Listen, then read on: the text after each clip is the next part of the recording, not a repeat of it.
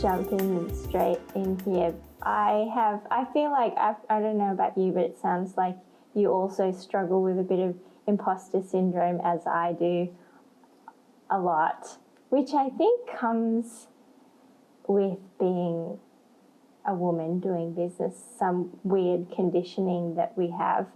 But for me, it feels like I have imposter syndrome because like I didn't study fashion, so I'm like, oh, I call myself a fashion designer, but I didn't go to fashion school. I went to art school, so there's a bit of that too.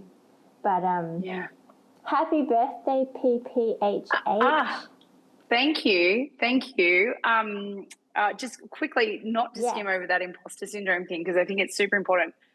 I've had a lot of thought about this as like my old life in the corporate world, and being in that 15 years of radio and still at 15 years after it, feeling like an imposter in some rooms and some areas, but then witnessing people that I wouldn't think would have imposter syndrome have it. And I used to definitely think it was a female-orientated affliction and that we naturally go into that space because of many reasons.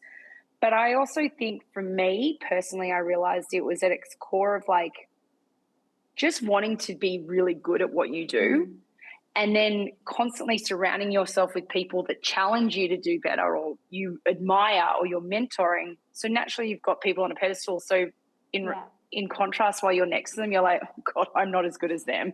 So like people trying to like, you naturally feel like an impossible. Well, it comes from, it sounds like for you, it comes from like constantly wanting to better yourself and just not being happy with like where you are right now and just constantly pushing yourself, which I think also, I feel the same, that same feeling.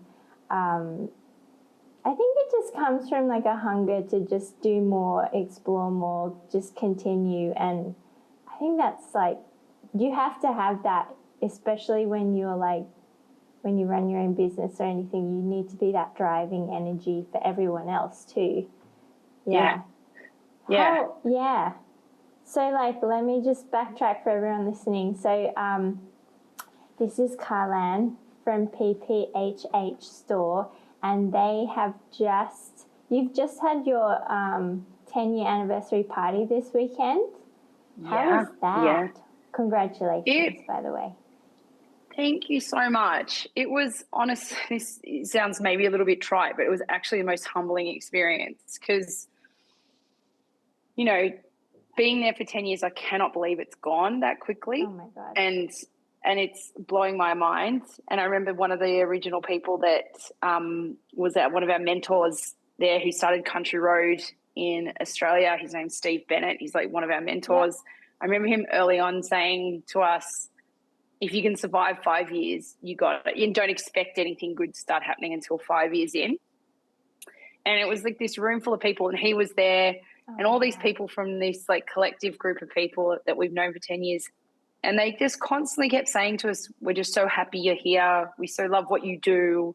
We so what you do. And essentially we're a shop that just people just buy stuff from, and we put pretty things into a space that we love and all this kind of stuff. But it was really humbling to hear people talk about how much that meant to people and how much of a sense of a community created.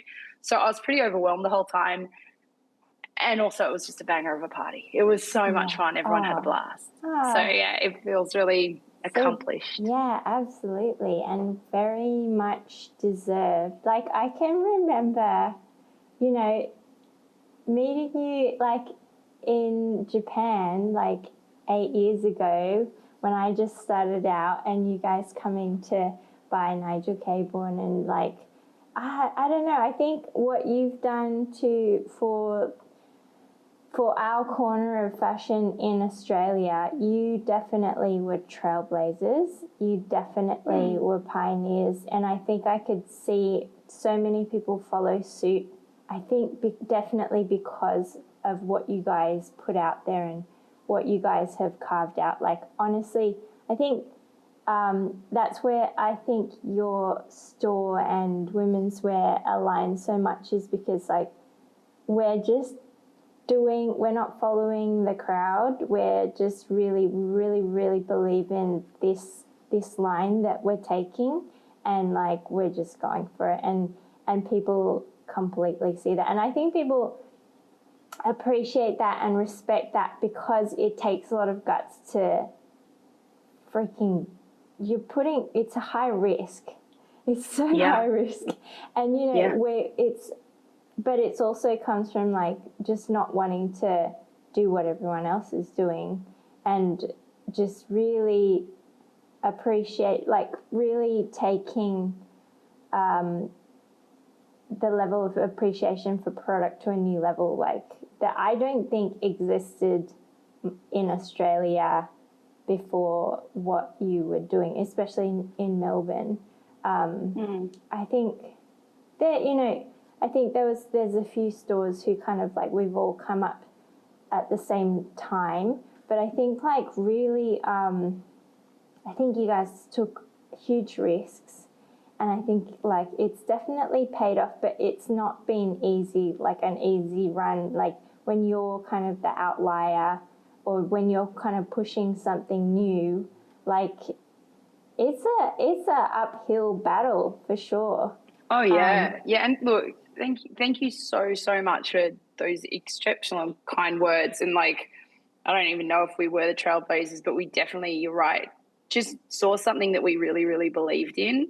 And it was such a meeting of minds. When I first met you, I remember being weirdly so intimidated by you, because I was like, this girl has her shit together. She knows what she's doing, and she's so creative and so assured. And then we met each other and felt like we completely got on from the get-go. We were very comfortable with each other, but only, you know, you were also so kind and generous, and all we wanted to do was share and, you know, elevate both of our stuff. And I so resonated with women's wear, and it was the first brand we decided upon when we opened the women's arm of the business, and that it was such an honor. so aligned. Yeah, it was so aligned. It was so perfect. We were so chuffed. And you know, your latest season of stock just arrived, and we're going to do a big photo shoot today. And I talked to, you know, our managers and stuff like that, and they're all just like, get it out there, get it quick, because you've got these super fans waiting for it in our store. So amazing. You know, like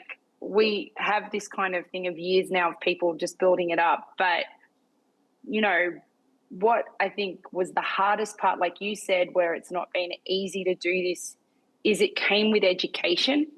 So there's like so much stuff in what we put forward. Fashion can be a fickle thing, and we talked about it from a men's versus women's space when we started. And a lot of the guys were like saying, you know, but women are so seasonal and they just buy according to trend. And I said, well, I don't think that's true. But there was a huge education piece on justifying price aligned with story and where things came from and why they did. And Chris used to put it me perfectly, and it was the best way I could put it back to customers. When they would come in and ask, and they go, woof, why is that $400? And I was like, well, you probably should be asking not why something is so expensive, but asking why something would be so cheap.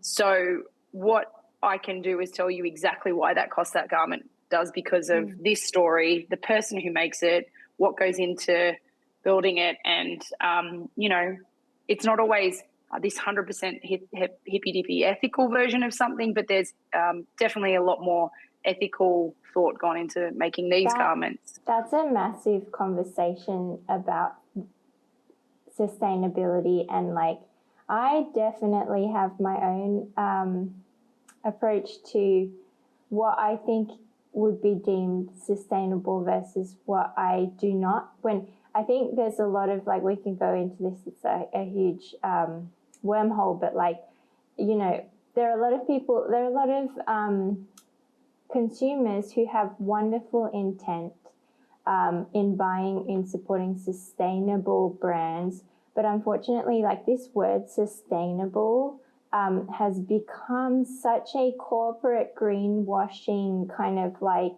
word that okay, let's break it down. Let's go into this.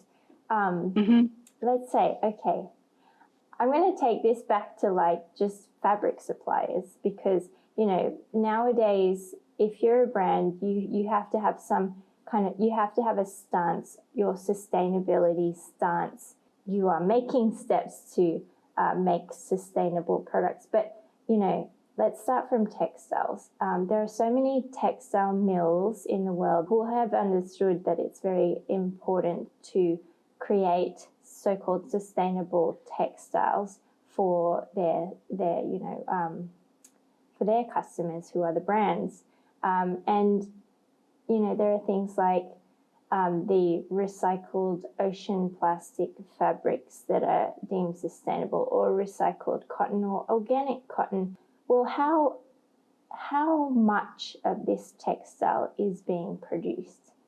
So yeah, how is it that like a mill is producing a sustainable material on such a huge scale that is just not as sustainable as it is? Like, you know, for example, let's take organic cotton, for example. Like, how much water does it take to grow cotton? How much land is needed to grow cotton? What are the conditions of like the farmers that are growing this cotton? See, and this is where I think, sorry to like cut you off, this is where the wormhole starts, because I literally, like, you start to tap into that and you realize the education and the self-education of what it is and what people put out there to showcase what their sustainable credentials are very different things. Like, you have to learn so much, and ideally at the end of the day we realized no one is perfect. We tossed up about putting on anything of like, we never use the term ethical or sustainable in any of our commentary, because I know the minute we do that, somebody could absolutely pick us apart for one sector of our business that isn't 100% under those guides, because it's such a broad spectrum of a word. Which is so sad, because I'm the same. I don't call myself a sustainable or ethical brand, even though that is what I spend most of my time, you know, overseeing with the brand. Yeah, and I think you have to have an understanding in your own mindset what you thought you believe to be sustainable and ethical. And Chris, for us, it was from the gestations of PPHH, Pickings and Parry at the start, was that everything had to have a story. And the story meant that somebody had put thought into this garment. Definitely it wasn't mass produced, because we wanted something that was a niche that somebody felt like they could find only with us. So it meant small production, usually done by people that were craftsmen or had a skill set or a trade that we felt was a dying trade, and we wanted to support the people that were doing it. So our version of sustainable and ethical was like uplifting smaller supplied brands that were supporting trades that were dying, that had a story behind it, and they thought about the garment and where it came from. It's similar to you, how in all your collections you honor a piece of history, a person that represents what you're building your arc from. And that's not to say that's not true in every fashion. Somebody can have inspiration from something, but how you put your thought into that garment and then how it's made off the back of who you're working that collection towards, for us, is really important. And it's, you know, really that's for us the sustainable thing, because when I go into that rabbit hole of where the fabric and the textiles and how those things are made and the mass production and the affordability for the everyman at the end of the day for that garment, it's almost too much information and nothing's perfect. A girlfriend of mine is actually starting to, and she's going to kill me if she hears this because I can't remember the name of her website, but it's basically for brands to be able to go on and put themselves on there, and it's like a sustainability checklist. So people can go in there and actually see, well, this is a brand that claims to be sustainable, but this is all the sections and areas they're doing it and rated of like, you know, yes, they do this in their textile manufacturing, but they let you down here. And so you can kind of see and judge, because I think at the end of the day, everybody's version of what a sustainable, ethical brand is very different to them. And then it comes down to also, then you get into a guilt cycle of the everyday consumer just not being able to afford that necessarily all the time. And, you know, but it also has to do with like the frequency that people are buying and consuming, just based on like the frequency of how many fashion cycles there are in the year now compared to like 10, 20 years ago. Like, it's sped up so much. So our idea of like, oh, affordability is also kind of predicated on how often we're buying clothes now too. Whereas like just, I think what Pickings and Perry started out being was it's kind of like its roots come from like, you know, owning that one really good piece that lasts you for, a piece that you can actually hand down to your kids, or like, you know, it's something that ages with beauty and becomes better with age, and like it's that piece that, like, you know, 100%. Yeah, I mean, it was at its simplest form. Chris was sick of buying. He was in his 30s. He knew he liked a certain cut of white T-shirt, a beautiful pair of jeans, and a nice jacket. And particularly the white T-shirt was like, he's like, I find something that I really like, and it lasts 5 washes. He's like, why can't these T-shirts? You know, he's like, I'm happy to pay more if that one will just kind of grow with me. And it kind of came from as simple as just having a really good white T-shirt. And it's so funny now, the popularity of the bear. And you know the TV show The Bear? Have you heard of this? It's this really fantastic drama based on a guy that inherits a sandwich shop in Philadelphia. He's a really top-class chef, and he has to do it. Anyway, it's a great, very popular TV show.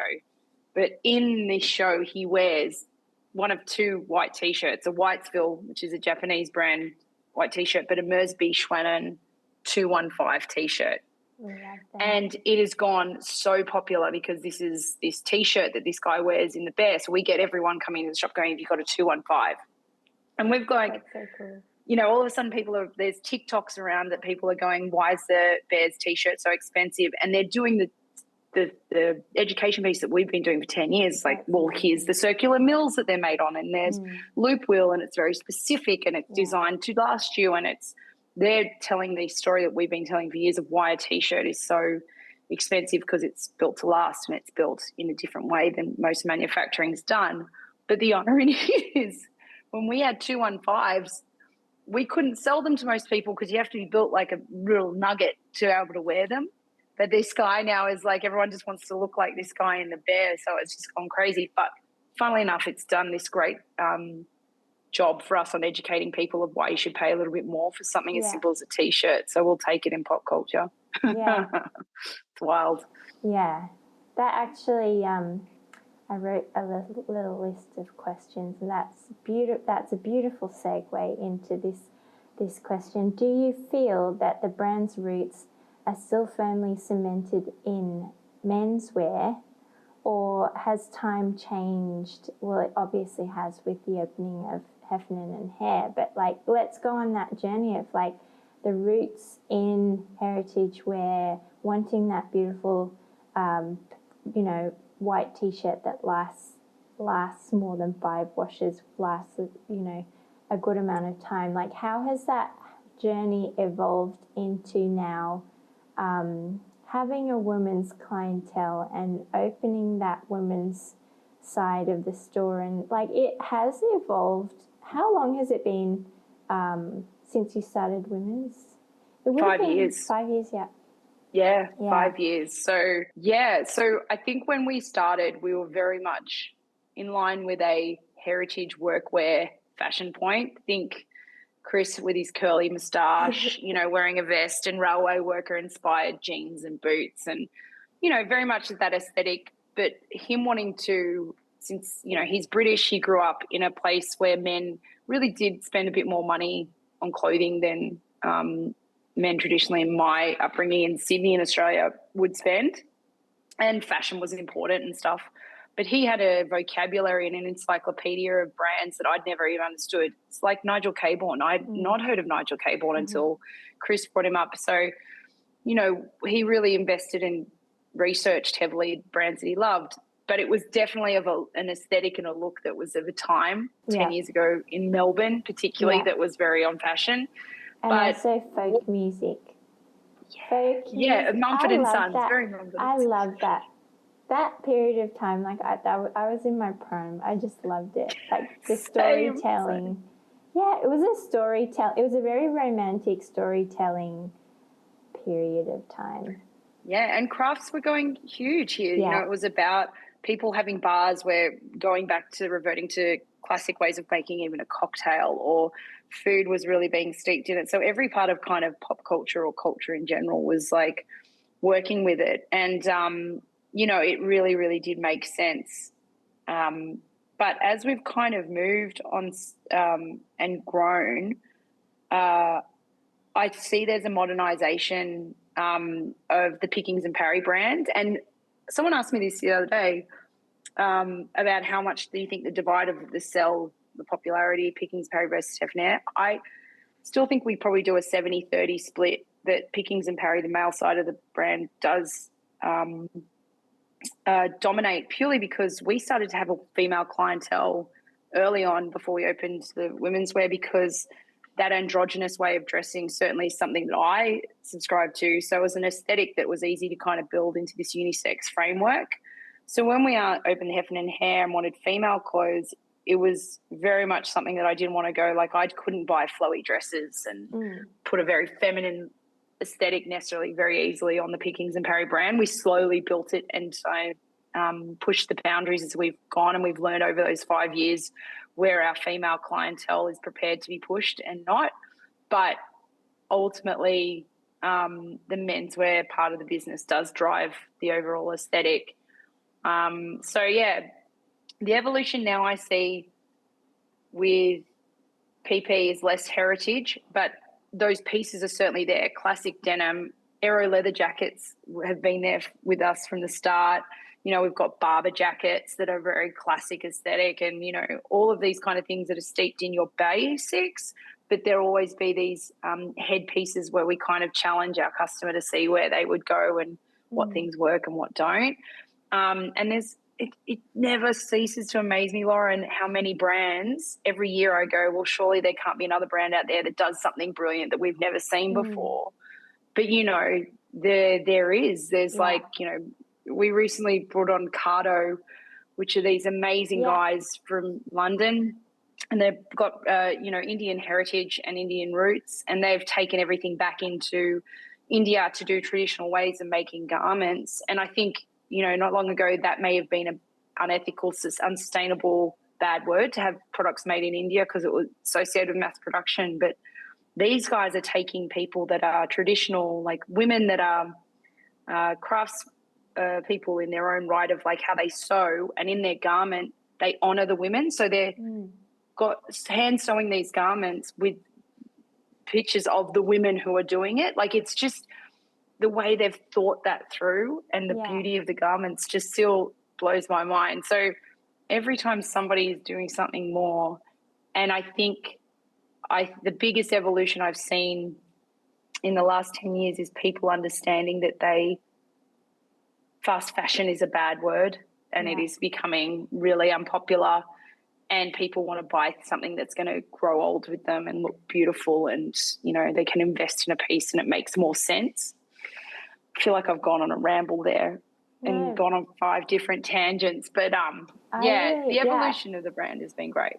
I think there have been so many new brands popping up that are just so surprising, and the beauty of the internet means that a new brand is given more agency to just be independent and just start, and it's so viable nowadays to become a viable business as a new brand, thanks to the internet and thanks to the network that it brings us. Especially through the pandemic, I think a lot of new brands did pop up because a lot of shops and brands closed down, and a lot of new stores and brands popped up. Do you want to go into how did you guys fare with the pandemic, and how was that as a business, as an independent business? How did that whole experience affect you? What happened? What happened?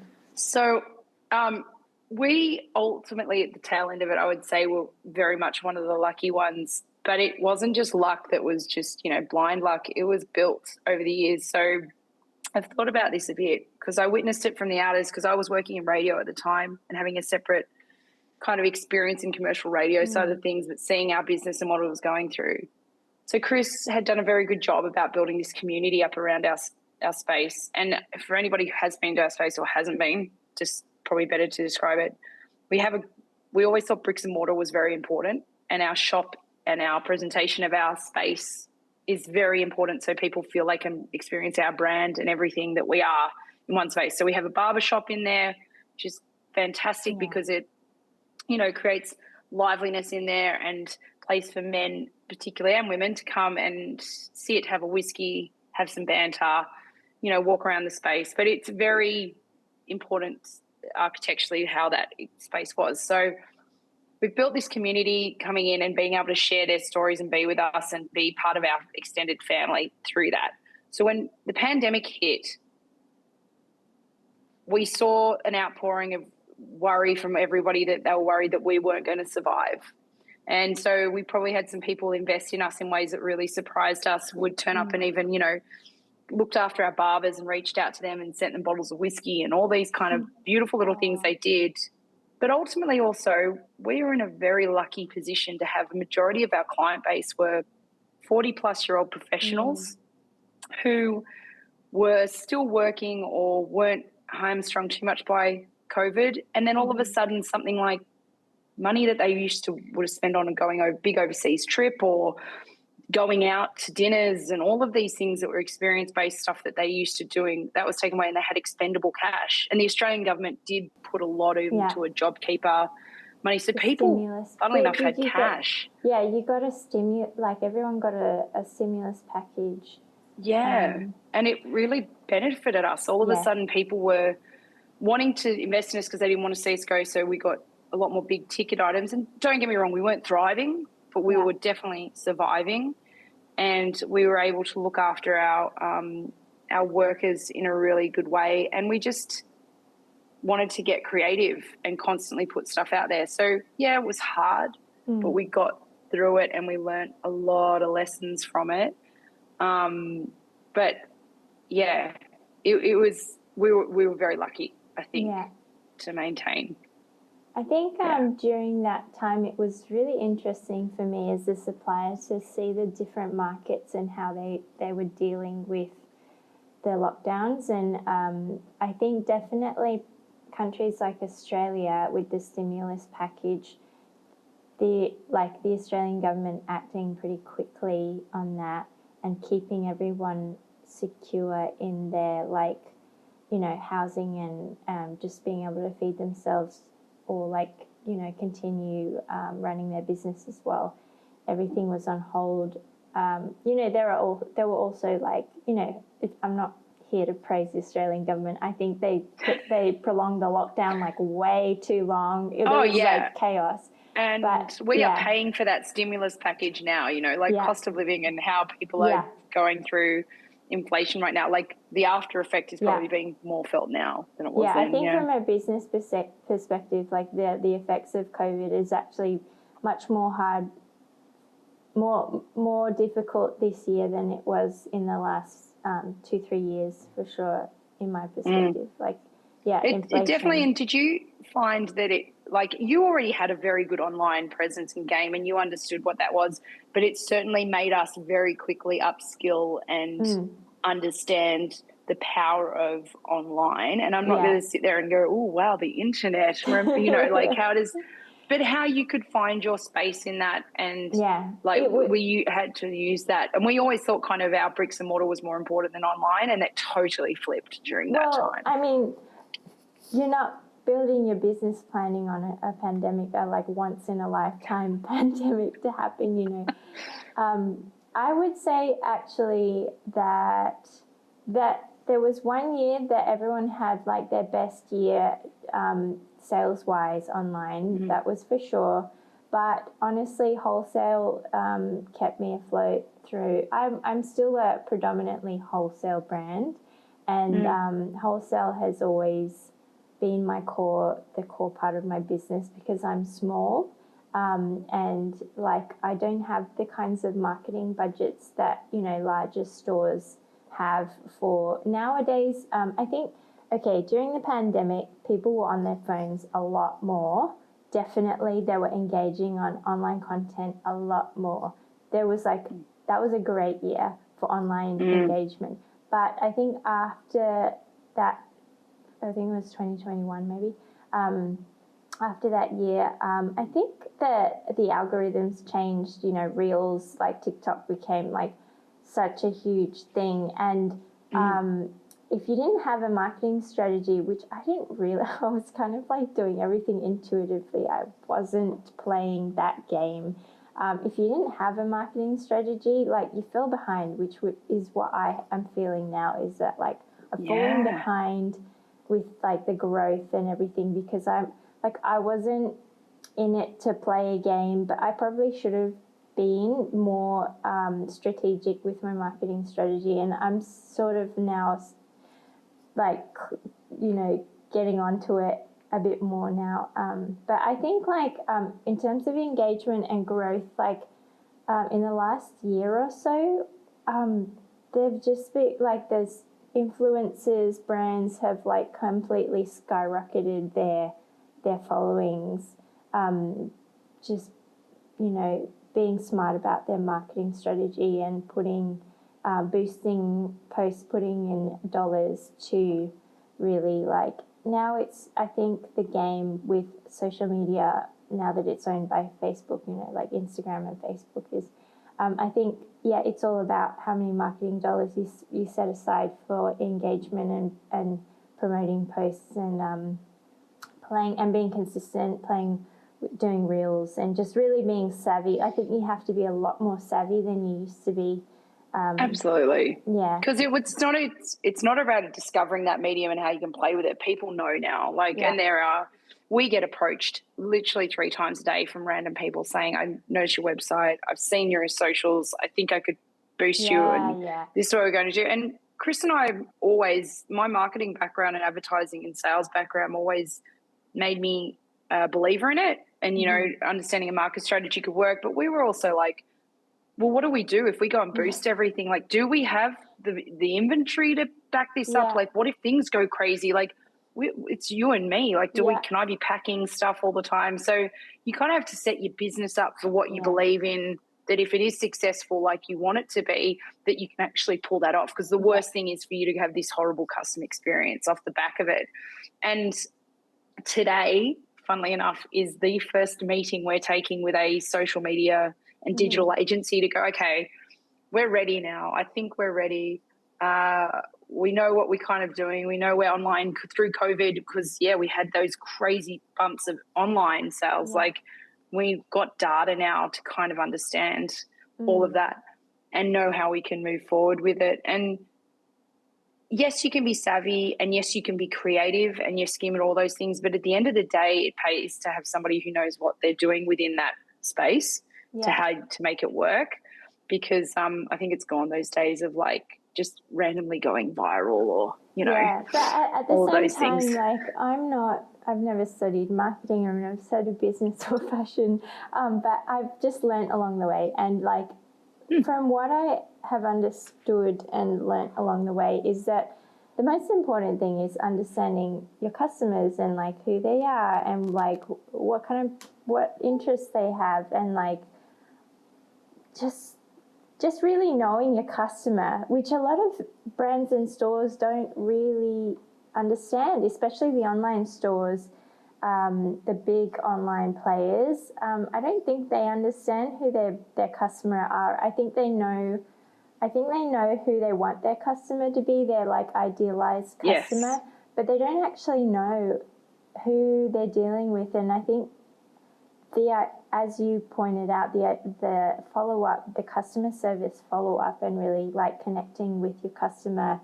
even for an online store, especially for an online store, having that follow-up, having that personable contact point when people are asking questions or wanting to like track their parcel, or like when, you know, there are things that cannot be automated, and there are strategies that cannot be just, you can't just throw money at something to grow something when it's not the right audience for you, or, you know. And I think you hit the nail on the head when you said, I think most brands know what their ideal customer is. Like, they know what they want the customer to be, but in reality, what that is not true. When I stepped back into this business, the most important thing for me was to work on the retail floor again. I was like, I want to be on the floor like at least twice a day, because the only way I could understand is watching people come into that store, engage with our products and their reactions to them, how they like to be treated, how they wanted to do it and how they bought. And, you know, I think even that is changing my buying just from watching somebody walking through the front door, what pulls them in through the window, but then what they see in store and how they engage with that. It's been the most fascinating thing. But I also see we have this beautiful team of people, for whatever reason, how we've managed to pull it off, I don't know, but they care about our business almost as much as we do. And their customer service and that service they provide is the thing that sets us apart from everywhere else. And this fine line of not bombarding people with an online message and a constant thing of content and a constant thing that isn't relevant to them just because we think it's great, but something that is like meaningful, something they'll take away and they're really thankful for. And when shit hits the fan, being there and being understanding and empathetic and realizing that it's, you know, a personal experience for them. So all of those things, learning those things in the passing is the most important. I don't know how a purely online business does it, because to not see or engage with your customer in person, I think I'd really struggle with it. I think it would be extremely stressful, like just to have such big budgets to just like put it out there in the ether and hope. I do work with some of the big online players, and it's a completely different ball game. Yeah, like for me, actually, as a predominantly wholesale brand, I get all of my data and feedback from my retailers. Like some of them, there are some really, really incredibly dedicated retailers who give me reports, like will handwrite reports at the end or the beginning of a season saying, I love this, the sleeve length for my customer is like too short, or like, you know, because I have a few different demographics of customers who are wearing women's wear. You know, predominantly we have an age group from like 30 to mid 40s, and then our next age group is about like 50 plus. Like we have some 80-year-old customers. I love them. I love them. Yeah, I love that. But you know, that's a big range of women. You know, there's a big range of ages and women and sizes and fits and lifestyles. So, you know, you can't get it right for every single person, but you can go off feedback of what this demographic is really vibing with and what this age group is really loving. So like it's not dictating all of my designs, but I take all of that into account when I'm, especially with clothes, it's all about fit. So, you know, when it comes to fit for like how high a waist is, and like I myself, the older I get, I don't want to wear like tight, high-waisted things when I go out to dinner. I want to eat that big bowl of pasta and just feel like so comfortable. But then at the same time, I also want to look great and not feel like I'm in a potato sack. So it's like a fine line between the two of them. But it's all about, I think the moral of the story for me, the success of good retail is like just really being on that shop floor and really like and getting never think about that, how honest you would just thrive from probably getting that feedback. That's something that's really, I'm so happy to give you that feedback because it is so true. It's a massive ego check too. Look, and always, but it's good. And then you get rewarded for it by seeing the happy customers, like the different kinds of customers wearing the stuff and the big smiles on their face. I get like some emails from customers who are like, this women's wear coat, like I was looking at it for so long, but it was so outrageous for my style, but I went ahead and got it, and I've taken it on my trip overseas to Europe and taken photos. And you know, this is why we do it. It makes me so happy. It's so true. It's so true. People are like, oh God, you're so lame. It's like, honestly, there's nothing more happy for me than when I hear like positive feedback from a customer. Yeah. And like, I love it. not how like they love us, but they're like, yeah, I took this thing and I feel amazing in it and everything. And I know people will kind of poo-poo the whole fashion thing, but for me personally, and it's probably why I love it, fashion has always been a sense of armor for me, or a representation of being individual and different. What does fashion, like, what does dress and what does fashion mean to you as a woman? Yeah. So this is going to sound this. Please don't think this is a violin moment, because I actually have always thought it's been my strength. And I am not somebody. I was never the pretty girl growing up in high school. Wasn't known for being pretty. I've been strong, athletic, smart, You've been and fun all the time. sportswoman. Yeah, so I've done all of those things, but at some point in this stupid, like, female brain of mine, it was like, I'm not the prettiest in the room, so I better have something better to back it up, which was, in my mind, quickly, you've got to have a good, interesting personality, be interesting and kind, and then also be different. And the biggest way that I could be different was through fashion. And the more exciting that I kind of lent into just, who cares what you look like as long as you walk into a room looking different, the more fun I could have with fashion. And then I kind of got into this whole thing of like, God, yeah, it's like a self-expression, and it's like who I represent myself and how I feel comfortable. And like, it is armor. Like, there is times when it's like I can be having a horrible day, but put something on and it will be my armor for the day and represent, and I just think it's so much fun too. Yeah. And, my husband, Chris, is such a good dresser, and it's not like just wears a coat that looks good on him and everything like that. He's interesting and he thinks about it and he tests boundaries, and I love that. Love to see it, and I think it makes somebody fascinating. So for me, it's always just been fun, different, being an individual, and just this kind of work of art while being also armor at the same time. That's what it all means to me. And, I always thought, if I could make a living with it, God, how much fun would that be? So yeah. Fun. So fun. Yeah. Let's go on to what you're doing for your 10-year anniversary. It's very important because you've taken on a huge project. So, you've forged, the store has like really developed a lot of meaningful partnerships, with different brands over the years. And for those who are listening, for PPHH's anniversary, they've collaborated with, do you want to tell us? I think I'll tell you. Yeah. So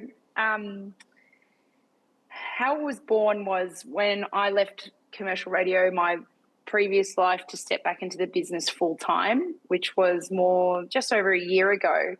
Probably there was also a sense of like, I really have to prove my chops of like why I'm back into this business and what I can do. And we knew the 10th birthday was coming up, and I just got really excited about doing a project for it. And our amazing manager in the shop just said, how good would it be to do some collaborations for our 10th birthday? And one of the other full-time workers in our business, Daniel, who's a really creative guy, he just said how cool it would be to do 10 outfits with 10 brands to celebrate 10 years. And I just loved it. I was like, that is unreal. Yes, let's do a whole outfit, 10 brands with 10 collaborations. And that'd be a great way that we could give back to also not only our brands, but also, align with our customer. So I started to put the feelers out of the people that we'd want to work with, your good self obviously being, up there at the top of the list, where people that could also do that and turn it around production-wise, but also happy to collaborate with us. And we thought, maybe people could this is just not viable. But pleasantly to our surprise, I think we reached out to only 12, and only 2 of them said they couldn't do it, and everyone else was, amazing, on board. Yeah. So what we've decided to do is we turned 10 in September this month, and we're going to do 10 collaborations with 10 brands and drop them over 10 weeks. So every week we're dropping a new one. So timely. Your week is this week. Amazing. So what we've got, we it's probably easy to talk about your brand, so your listeners probably understand a little bit more. The classic women's wear, good old what's his face flight pant that is not only in our world unisex, but also just one of our definitely most popular, but also personal faves. We all just decided that it was like it'd be perfect to do that if we could do something in an indigo and then badge it up in our with both our labels. And you have been so generous with. That's the thing that surprises most: the generosity of people that were happy to incorporate our brand with theirs so easily. I'm sure this is the same for your brands, but like, I'm just so honoured that you have really believed in women's wear from day one, and you've always solidly you've grown my business in not just Melbourne but Australia, and like that for a small brand like mine, that's everything to me. So when you're turning 10 and you want to do something together, I'm like, woohoo! Where's the party? I just I'll come early. I'll bring chips. So yeah. Oh my God, I love you so much. This is just it was so fun, and also I love that you chose the Freedom Flight trousers, because they've become. That was a project during the pandemic that we started that has just become its own, almost like its own business on its own. Yeah. It's become everybody's favorite pants, and just all different shapes and sizes. People have been loving it, men, women. It's a shape of pant that just suits so many people. Yeah. Ben being the one that had been in the shop so much, our manager, who Ben was just so like the flight pant man. It is the most popular by far. We all love it. And isn't it funny, just this love for like a garment that you could do, but the process of this whole project has been wonderful too, for me reconnecting with suppliers and people that I know, working with them and being really earnest about what we can do. We've got some amazing stuff. So we've had a high mat beanie that the guys made it in our Heifer and Hair colorway so far. And the other collaboration that we just also dropped was with APFR, which was the Japanese brand who do incense and fragrance and stuff like that. So they were visiting. We knew they were coming out to Australia to have a little visit to suss out things. So we collected a whole range of local flora from Victoria and Melbourne. So when they came here, we could give them all these scents to create a fragrance. And then we took them on a nature walk around Melbourne, which was really fruitful, actually. It was wonderful. So nice. They went back to their lab in Japan, made up this beautiful scent that incorporated some of this stuff, and then called it Gertrude, which is the street that our shop is on.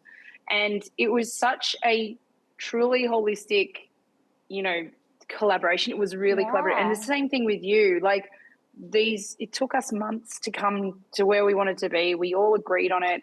The whole experience for me has just been so rewarding to see these products go out into the world now. And yes, they seem like just products, but it's like a love note to our brands, we love what you guys do and to be able to even be part of that and see what you guys create is just so exciting and wonderful. And, hopefully this lives on and we get to do, and there's an excuse to do it all over again and do more of them in the future. Hell yeah. It's been good. So I've got a list. So you've done Haymart, you're doing women's wear, you've done APFR, you're going to do Mersby Schwanen, Knickerbocker, Sanders, Ayam socks. Is that pronounced the right way? Ayami socks, Tender Coat, Papa Nui, and Lady White. I think they're like all your staple, core brands really that you've collaborated with. Yes, I love that story about developing the Australian botanical scent. Such a nice It was really story. good. There's some wild things in there, to give you a heads up, because it's not too secretive that we can release it, but simple things like Lady White have done a T-shirt for us in the exact Pantone that the Heffernan and Hare walls are painted in store. Cool. So it's like a little bit of that is going in. We've got Tenderco, which are doing mugs for us, and they are hand kilned and made by an 80-year-old potter in the UK.